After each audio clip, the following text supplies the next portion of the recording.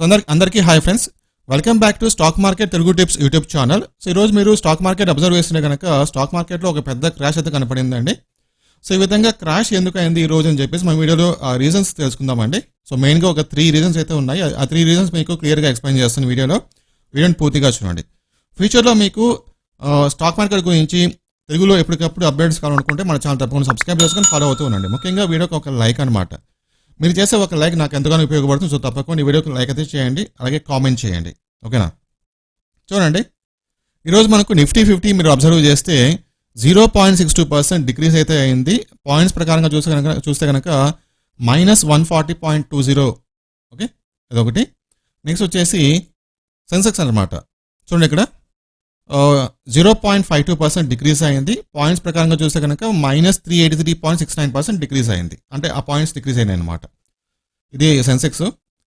తర్వాత ఇది బిఎస్సి సెన్సెక్స్ అనమాట, ఓకే.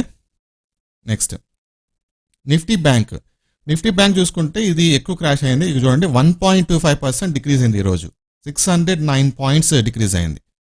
సో ఈ విధంగా మార్కెట్ ఇంతగా పడడానికి కారణం ఏంటి? Why stock market is falling? So ఆ 3 పాయింట్స్ మీకు ఈ వీడియోలో ఎక్స్ప్లెయిన్ చేస్తాను. సో ఫస్ట్ పాయింట్ మీరు అబ్జర్వ్ చేస్తే ఇక్కడ చూడండి, foreign institutional investors FIIs continues selling. So ఎవరైతే FIIs ఉన్నారో వీళ్ళు కంటిన్యూస్గా సెల్లింగ్ అయితే చేస్తున్నారనమాట. లాస్ట్ 3 డేస్గా వీళ్ళు కంటిన్యూస్గా సెల్లింగ్ చేస్తున్నారు. దగ్గర 982 crores వర్త్ ఈక్విటీస్ అయితే సెల్ చేస్తారు. దీంతో మన రీటైల్ ఇన్వెస్టర్స్ కూడా పానిక్ అయ్యి, అంటే కొంచెం పానిక్ అయ్యేసి వాళ్ళు కూడా సెల్లింగ్ అయితే స్టార్ట్ చేశారు, ఓకే. సో అదొక మెయిన్ రీజన్ చెప్పుకోవచ్చు. ఇది ఒక ఫస్ట్ రీజన్ అనమాట, ఎందుకు మనకు స్టాక్ మార్కెట్ పడుతుందని చెప్పేసి. ఇదొక main reason because of FIIs అనమాట. FIIs continues selling, okay.